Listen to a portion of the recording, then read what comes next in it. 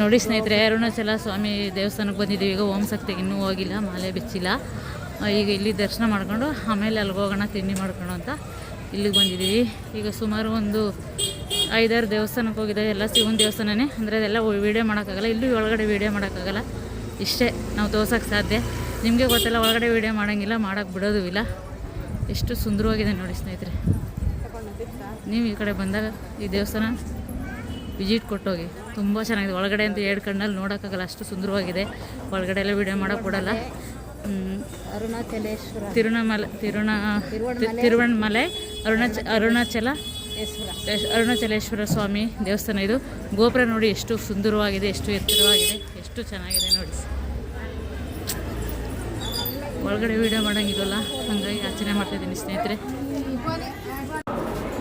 ಈಗ ಒಳಗಡೆ ಹೋಗ್ತಿದ್ದೀವಿ ಸ್ನೇಹಿತರೆ. ಇನ್ನೂ ದರ್ಶನ ಮಾಡೋಕ್ಕಿಲ್ಲ, ಇಲ್ಲಿ ಒಳಗಡೆ ವೀಡಿಯೋ ಮಾಡೋಕ್ಕಿಲ್ಲ, ಅವಕಾಶ ಇಲ್ಲ. ಹಂಗಾಗಿ ಇಲ್ಲೇ ಸುಮ್ಮನೆ ಹಂಗೆ ವೀಡಿಯೋ ಮಾಡ್ತಾಯಿದ್ದೀನಿ.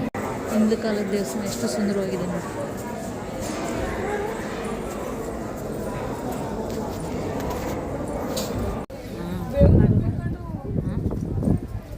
ಕೊಳ ಸ್ನೇಹಿತರೆ, ಇದು ಒಳಗಡೆ ಇರೋ ಕೊಳ ಇದು ನೋಡಿ. ದೇವಸ್ಥಾನದ ಹತ್ರ ಬೆಟ್ಟ ಗುಡ್ಡ ಸ್ನೇಹಿತರೆ, ನೋಡಿ ಹೆಂಗಿದೆ, ಎಷ್ಟು ಚೆನ್ನಾಗಿದೆ, ಎಷ್ಟು ಸುಂದರವಾಗಿದೆ.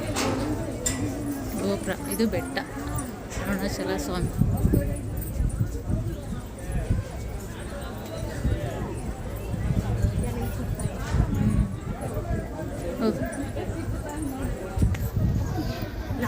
ದೇವಸ್ಥಾನ ಒಳಗಡೆ ಬಂದಿದ್ದೀನಿ ಸ್ನೇಹಿತರೆ. ಈಗ ಅಷ್ಟೇ, ಇನ್ನು ಮತ್ತೆ ವೀಡಿಯೋ ಮಾಡೋಕ್ಕಾಗಲ್ಲ.